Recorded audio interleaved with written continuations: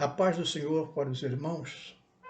Eu gostaria de levar para a nossa meditação hoje um versículo que está lá no livro de Atos dos Apóstolos, no capítulo 26, o verso 28. E eu vou ler numa nova versão da Almeida atualizada, que diz assim: Então Agripa se dirigiu a Paulo e disse: Por pouco você me convence a me tornar cristão. Vamos orar. Senhor meu Deus, aqui estamos, Senhor, diante da Tua palavra. Pedimos da Tua graça, Senhor, orientação do Teu Santo Espírito. Fala conosco através dela, Senhor, trazendo ao nosso coração as Tuas verdades. O apóstolo Paulo, ele tinha sido preso por pregar a Jesus. Os judeus, agarrados à antiga aliança, não aceitavam Jesus como Salvador e nem o pacto da nova aliança. E fizeram de tudo para prejudicar a vida de Paulo. E Paulo, injustamente acusado, ele vai preso. E nessa ocasião, ele está sobre a autoridade de Festo, que era governador da província da Cesareia. A Cesareia, ela era a capital do reinado de Agripa, filho de Herodes, que reinava sobre os territórios ao norte e ao nordeste da Palestina. Essa palavra rei não é exatamente como no sentido de hoje. Era um rei, na verdade, era um limite, porque quem dominava tudo mesmo era o imperador romano. E os imperadores romanos distribuíam seus territórios, e esse território ao norte e nordeste da Palestina estava sob o cuidado,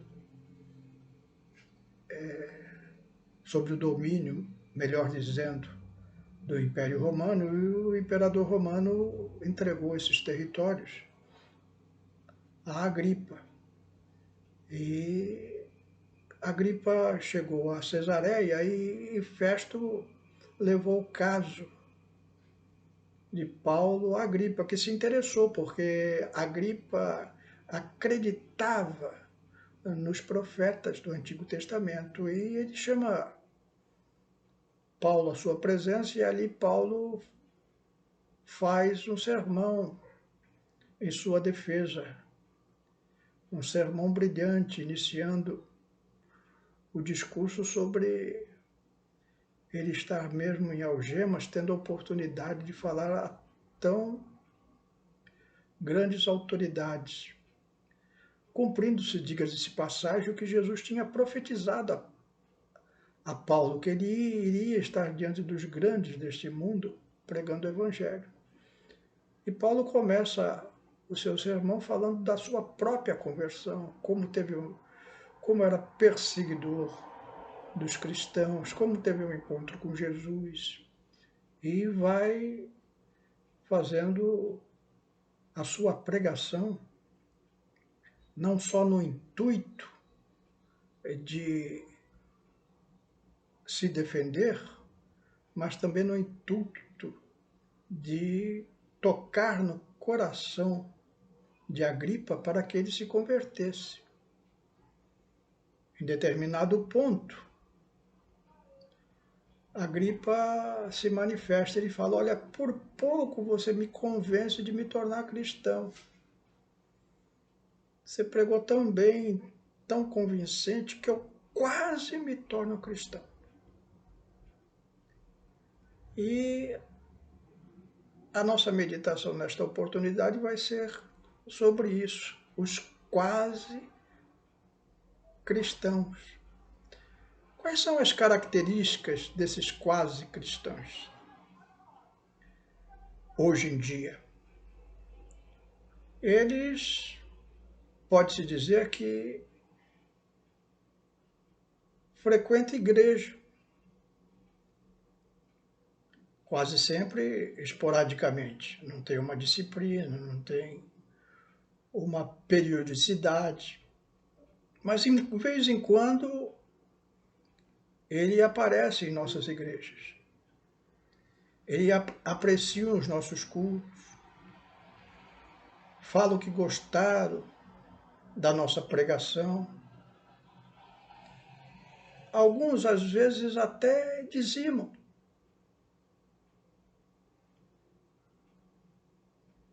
Julgam-se a si mesmo pessoas honestas, sabem tudo a respeito dos pastores.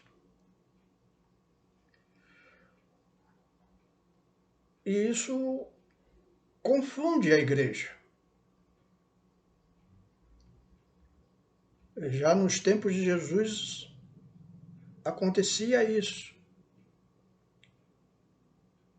O que Jesus falou acerca desses quase cristãos? Jesus falou muita coisa, nós vamos resumir o que Jesus falou em algumas palavras que está lá no Evangelho de Mateus 13, versículos 25 a 26 e o versículo 30.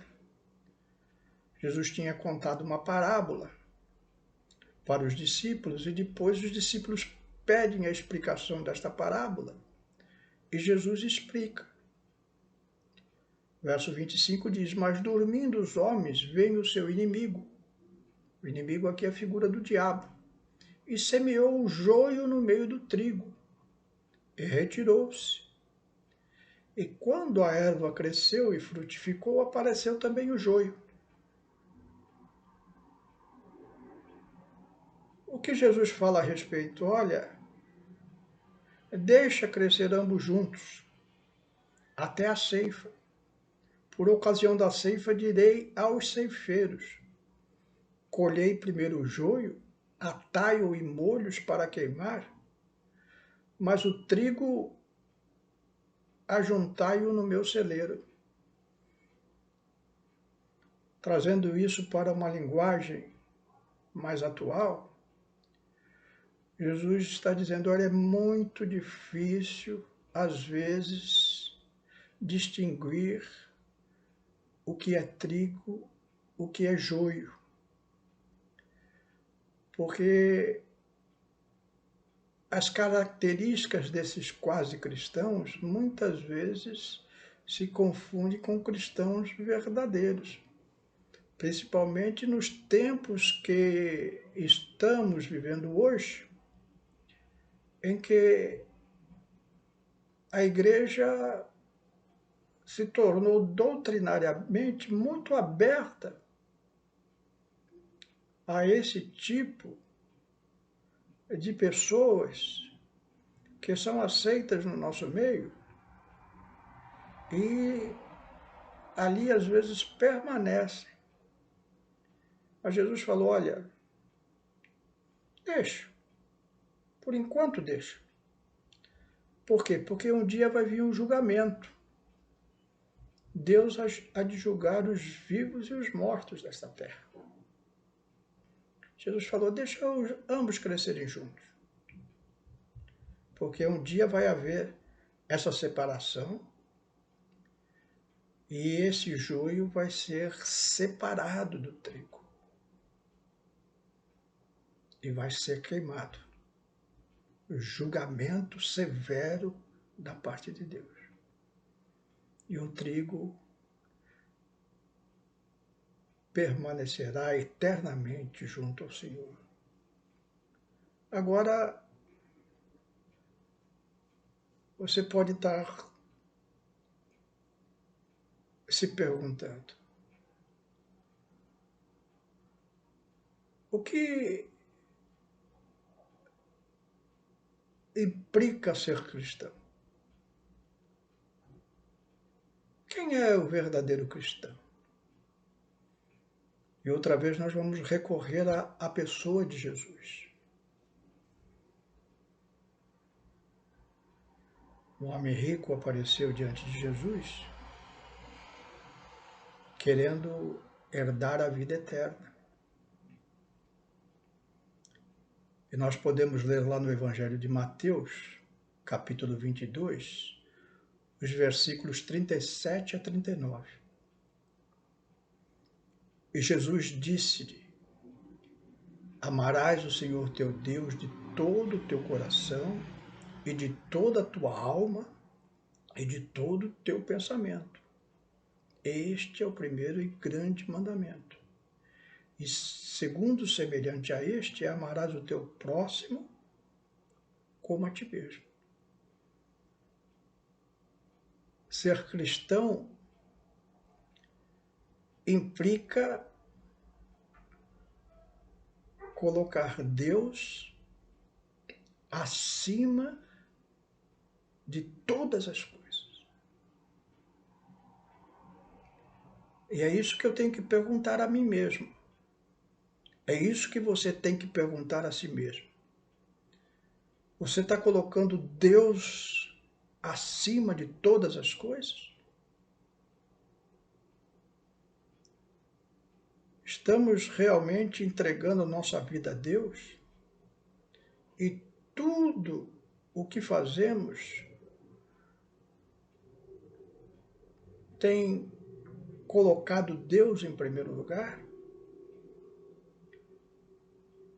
Porque aí, exteriormente, eu posso ser muito parecido com um quase cristão.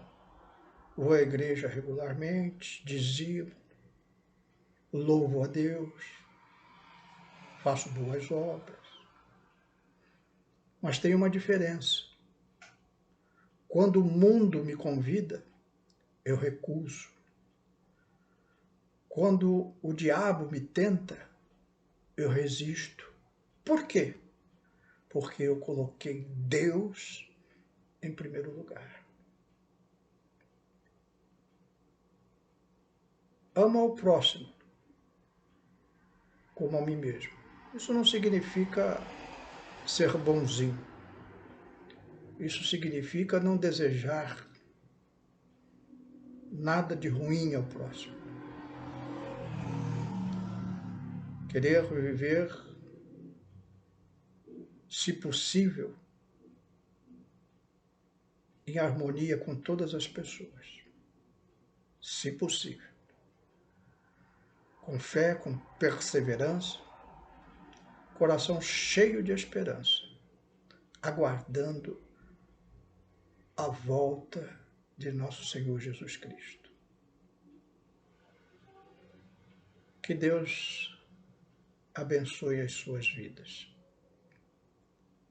Se você, meu amigo, está ouvindo esta palavra e você examinou a si próprio e se viu na condição de quase cristão, quase convencido, é o momento de refletir sobre isso. Há o perigo do julgamento final. Então, entregue a sua vida a Jesus e coloque Deus em primeiro lugar. E você, meu irmão, que está em paz, tem colocado Deus em primeiro lugar, permaneça firme na fé, resistindo até o fim às ciladas e os dardos inflamáveis do inimigo contra você. Porque naquele dia final, você também verá a diferença do justo e do injusto, daquele que serve a Deus e aquele que não serve. Ajuntai-o falou Jesus acerca do trigo. No meu, eu repito, no meu celeiro.